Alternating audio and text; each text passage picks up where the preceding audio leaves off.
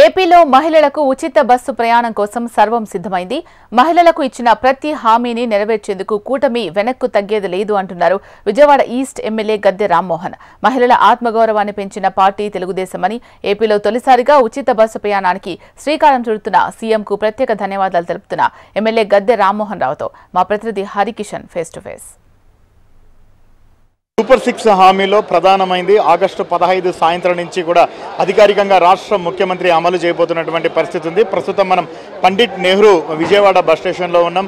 మరి ఆ కార్యక్రమం ఎలా సాగబోతుందో తెలుసుకున్న ప్రయత్నం ఒకసారి చేద్దాం. విజయవాడ ఈస్ట్ ఎమ్మెల్యే గద్దె రామ్మోహన్ ఉన్నారు. సార్ చెప్పండి, ఎలా సాగబోతుంది ఈ సూపర్ 6 హామీలో ప్రధాన ఏదైతే హామీ ఉందో? ఇది నారా చంద్రబాబు నాయుడు గారిని మనం 40 ఏళ్ల మట్టి చూస్తున్నామండి.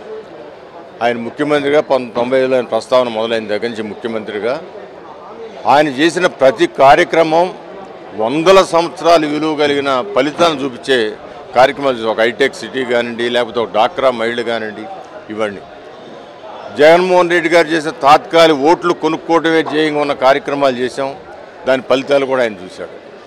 అంటే కార్యక్రమం గురించి చెప్పేది ఎక్కువ, చేసేది తక్కువ అనేది జగన్మోహన్ రెడ్డి గారి సిద్ధాంతం. అయితే చెప్పిన దానికి ఫలితాలు చూపించి నిరూపణలో ఉదాహరణ చూపించిన వ్యక్తి నారా చంద్రబాబు నాయుడు.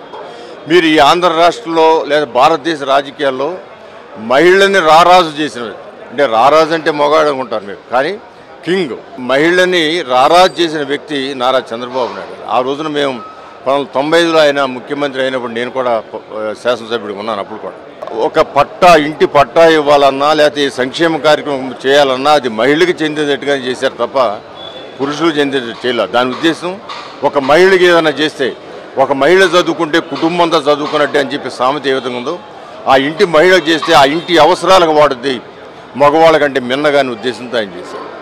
ఈ రోజున మహిళలకి ఉచిత ప్రయాణం అనే కార్యక్రమం చిత్తశుద్ధితో గల ఈ సంవత్సరం పొడవు చూసుకుంటే ఆల్మోస్ట్ అన్ని కార్యక్రమాలు ఒక కార్యక్రమం తప్ప అన్ని కార్యక్రమాలు కూడా పూర్తి చేసుకోవడం జరిగింది. తల్లికి వందనం అనే గొప్ప కార్యక్రమాన్ని చేపట్టి దానికి ఎంతమంది పిల్లలకు ఉంటే అంతమందికి ఇస్తారని చెప్పి ఇచ్చి వాళ్ళ ఆనందాన్ని, వాళ్ళ ఆశీర్వచనాన్ని పొందిన వ్యక్తి నారా చంద్రబాబు నాయుడు. అదేవిధంగా దీన్ని జిల్లాకే పరిమితి అనుకున్న ఈ కార్యక్రమాన్ని ఇవాళ రాష్ట్రం మొత్తానికి పరిమితి చేసి ఒక రాష్ట్రమే ఒక యూనిట్గా తీసుకుని ఈ కార్యక్రమాన్ని ఎంతో ఘనంగా రేపు ప్రారంభించబోతూ ఉన్నారు. ఖచ్చితంగా ఈ కార్యక్రమం ద్వారా అనేక మంది మహిళలు లబ్ధి చేకూడడం, ప్రతి మహిళ కూడా కొన్ని వేల రూపాయల లబ్ధి వాళ్ళకి సంవత్సరానికి చేరుద్ది. అందువల్ల ఈ కార్యక్రమాన్ని చక్కటి కార్యక్రమంగా అన్ని కార్యక్రమాలే చిత్తశుద్ధితో అవలంబిస్తున్న వ్యక్తి నారా చంద్రబాబు నాయుడు గారని ఘనంగా గర్వంగా చెప్పగలుగుతాం. మీ నియోజకవర్గ పరిధిలో ఈ కార్యక్రమం అధికారికంగా ప్రారంభం కాబోతుంది, ఎలా అనిపిస్తుంది? ఇది అంటే నియోజకవర్గం 3 నియోజకవర్గాలకు సెంట్రల్, అటు వెస్ట్కి సెంట్రల్కి. అందువల్ల ఇది నియోజకవర్గ విజయవాడ నగరంలో ఈ కార్యక్రమం జరగడం మాకు చాలా ఆనందంగా ఉంది. ఎందుకంటే ఈ బస్సులు విపరీతంగా ప్రతి రోడ్లన్నీ కూడా బస్సులతో క్యూర్స్ ఉండే ప్రాంతంలో అనేక మంది మహిళలు ఉచితంగా ప్రయాణం చేస్తూ ఉంటే వాళ్ళ ఆనందాన్ని కళ్ళతో చూడటానికి మేము కూడా ఉత్సాహంగా ఉన్నాం. ఉచిత ప్రయాణం అయితే పెట్టారు, దానికి చాలా కొర్రీలు పెట్టారు, నిబంధనలు పెట్టారు, వాటి వల్ల ఎటువంటి ఉపయోగం ఉండదని విమర్శించే వారికి ఏం చెప్తారు? సరే, విమర్శించేవాడు కోడిగుడ్లు ఏకలు పీకుతూ ఉంటాడండి. కోడిగుడ్లు ఏకలు ఉంటాయా? కానీ పీకుతానికి ప్రయత్నం చేస్తాడు. విమర్శలే కాదు, దానికి కొన్ని పరిమితులు ఉంటాయి ప్రతిదానికి. ఆ పరిమితుల్లో లోబడి వెళ్తాం. ఇప్పుడు ఆ జిల్లాకి ఇస్తానని స్టేట్కి ఎందుకు ఇస్తున్నాడని అనరే, అది కూడా అని జిల్లాకి ఇస్తానని స్టేట్కి ఎందుకు ఇస్తున్నాడు అయినా అని చెప్పాలి. అది మాట మార్చారు కదా. ఈయన జిల్లాకి అన్నాడు, స్టేట్కి ఇస్తున్నారు, అది వాళ్ళకి మంచి జరుగుతూ ఉంది. దాని గురించి మాట్లాడరు. ఏదో ఒక ఏసీ బస్సు తగ్గించారనో, బట్ ప్రతి చోట తెలంగాణ జరుగుతుంది, కర్ణాటక జరుగుతుంది, ప్రతి చోట కూడా కొన్ని బస్సులకే పరిమితి చేశారు. ఏదోటి వక్రీకరించాలంటే ఎవరైనా వక్రీకరించవచ్చు. అందువలన ప్రతి మహిళ కూడా ఉచితంగా వెళ్ళాలనుకున్నప్పుడు ఖచ్చితంగా ఆ అవైలబుల్ బస్సులు తప్పకుండా వెళ్తారు. ఆ బస్సులు దొరకనప్పుడు కదా మళ్ళీ కొత్త బస్సులు కావాలంటే వేయడానికి సిద్ధంగా ఉన్నారు.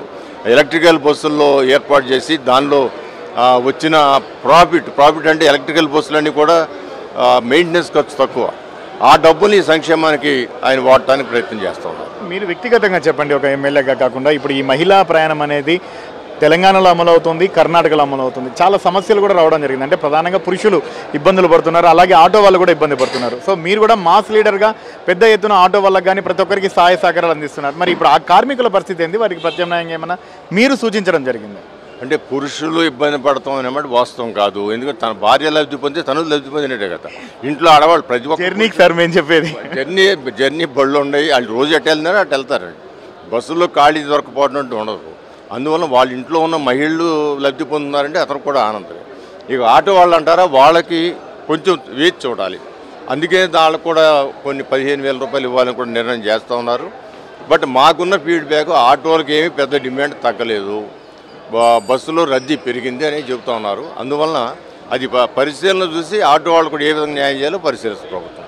Thank you sir. సో ప్రస్తుతం ఉన్నటువంటి నేపథ్యంలో మహిళలకు అంటే మహారాణులుగా చూసుకుంటుంది కూటమి ప్రభుత్వం. ఇచ్చిన హామీలన్నీ కూడా నెరవేర్చుకుంటూ వస్తోంది. మరోవైపు ఇది అధికారికంగా అమలు అవుతున్నటువంటి నియోజకవర్గాలు 3 నియోజకవర్గ పరిధిలో ఉన్నటువంటి విజయవాడ బస్ స్టేషన్లో అధికారికంగా అమలు అవుతున్నటువంటి నేపథ్యంలో చాలా ఆనందంగా ఉంది. మరోవైపు ఈ పథకం అమలు కావడం వల్ల ఆటో వారు ఇబ్బందులు ఎదుర్కొనేటటువంటి అవకాశం ఉందని వస్తున్నటువంటి వార్తలన్నీ కూడా పూర్తిగా నిరాధారమైనవని, ఒకవేళ అటువంటి సిచ్యువేషన్ వస్తే వారికి కూడా ప్రత్యామ్నాయంగా ప్రత్యేకంగా చర్యలు తీసుకునేందుకు ప్రభుత్వం సిద్ధంగా ఉందని చెప్తున్నారు గద్దె రామ్మోహన్ రావు.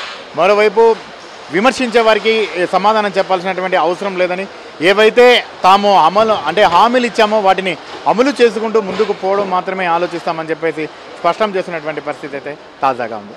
కెమెరామెన్ గణేష్తో హరికిషన్, HM TV, విజయవాడ.